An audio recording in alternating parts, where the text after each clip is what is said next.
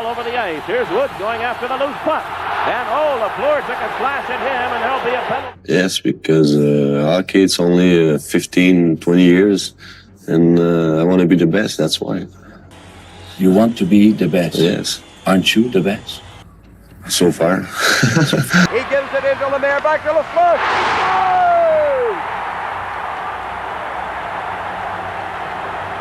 Looking at the decade of the 70s, I don't think there was another player, skater for sure. Obviously, Guy as a forward was number one in that era. The first time I see Guy Lafleur on the ice, I went back home and I said, wow, what a hockey player that guy is. So that was just a matter of time that Guy was going to be one of the best players in the NHL. Before he became a legend in Montreal, Guy Lafleur was already terrifying junior hockey. Between 1969 and 1971, playing for the Quebec Rempart in the Quebec Major Junior Hockey League, he set a record of 64 points at the Quebec International Pee Wee tournament years earlier, a sign of things to come. In his final junior season, he scored an astonishing 130 goals, a number that made general managers across Canada take notice. His talent sparked a bidding war among 4 junior teams in 1969. To secure his signature, the Remparts agreed to pay him $20,000 a season, an unheard-of sum for a teenage player at the time. 2 years later, after the Montreal Canadiens selected him first overall in the 1971 draft, Lafleur signed a contract worth $105,000 over 2 years, making him the most expensive rookie in National Hockey League history up to that point. When analysts value legends from decades past, they don't use standard consumer inflation, known as CPI. Instead, they apply the National Hockey League salary inflation factor, measuring pay growth against league revenue and the salary cap. By that measure, Lafleur's rookie contract lines up with the $17 million annual salary of today's highest-paid superstar, Kirill Kaprizov. After Lafleur helped lead his team to victory at the 1971 Memorial Cup final, Montreal Canadiens chief scout Claude Ruel said the single biggest difference in that entire game was simply Guy Lafleur being on the ice. By the spring of 1973, Guy Lafleur had become the most valuable young star in hockey, and that made him a target. The Quebec Nordiques, then playing in the rival World Hockey Association, offered him a bank-guaranteed contract worth $1 million over 5 years, more than double what the Montreal Canadiens were prepared to pay. Sensing he might lose his future superstar, legendary Canadiens general manager Sam Pollock made a ruthless move. Just 10 minutes before a tense game against the Philadelphia Flyers in April 1973, Pollock and Lafleur's agent, Jerry Patterson, called the young player into an office. Pollock locked the door from the inside and told Lafleur plainly that he would not open it until Lafleur signed a new agreement.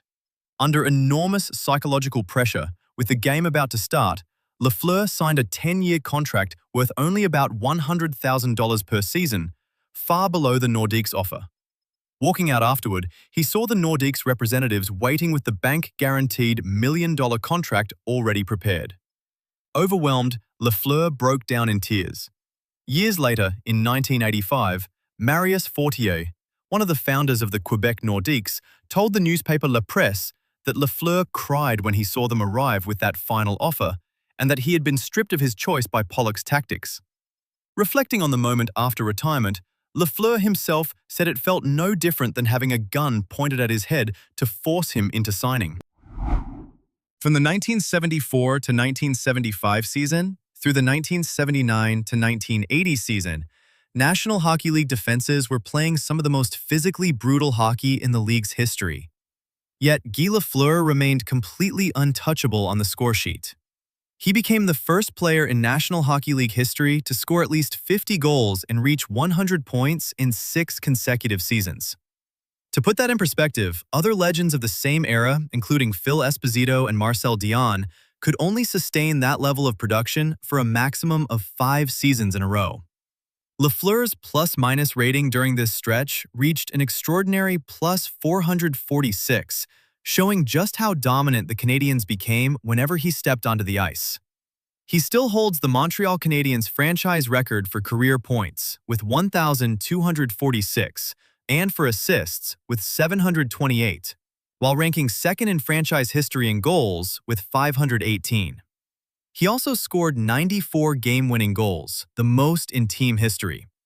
On March 4, 1981, he reached 1,000 career points in just 720 games, the fastest pace in league history at that time, a record later broken by Wayne Gretzky.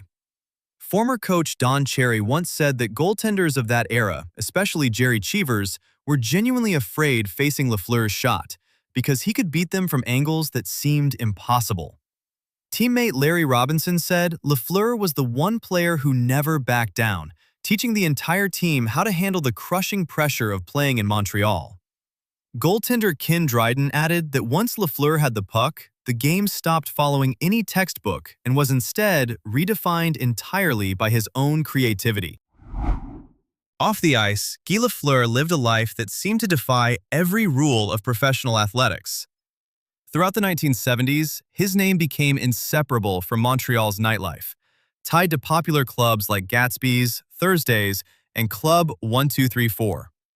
According to accounts from those years, Lafleur could drink heavily, smoke cigarettes right after a game, and dance until the early morning hours, only to show up on the ice the very next day at full strength, ready to punish opponents with blistering speed.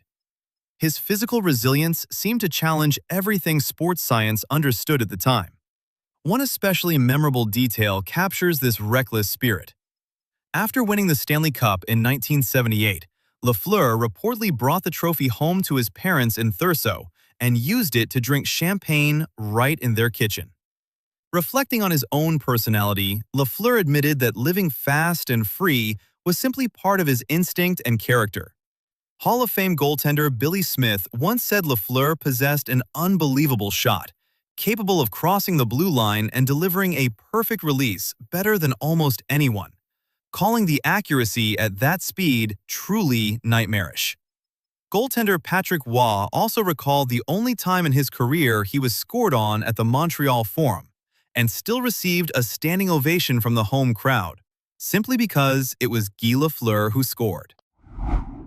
On the night of March 24, 1981, in Montreal, Guy Lafleur was driving home alone after a late gathering with teammates, exhausted after a stretch where his form was being questioned amid the rise of young stars like Mike Bossy and Wayne Gretzky. Behind the wheel of his Cadillac, he fell asleep. The car lost control at high speed and crashed straight through a metal guardrail along the highway. The impact was severe enough that a sharp metal post from the barrier pierced the windshield, passed through the steering wheel, and lodged into the headrest of the driver's seat. By a remarkable stroke of luck, the post missed his head but tore through part of his right ear. He was rushed into emergency surgery that same night to reconstruct the damaged ear. Some accounts from the time suggest doctors privately believed that had his head been positioned even slightly differently, the outcome could have been fatal, though this detail has never been fully confirmed on the record. Despite the severity of the crash, Lafleur spent only 2 days in the hospital. Exactly 10 days later, on April 3, 1981, he laced up his skates and played against the Hartford Whalers with his ear still bandaged. So here is a question for you. Given everything you just heard, what do you think Guy Lafleur would be worth in today's National Hockey League? Please like the video and subscribe to NHL Analysis to help us reach 1,000 subscribers. Thank you.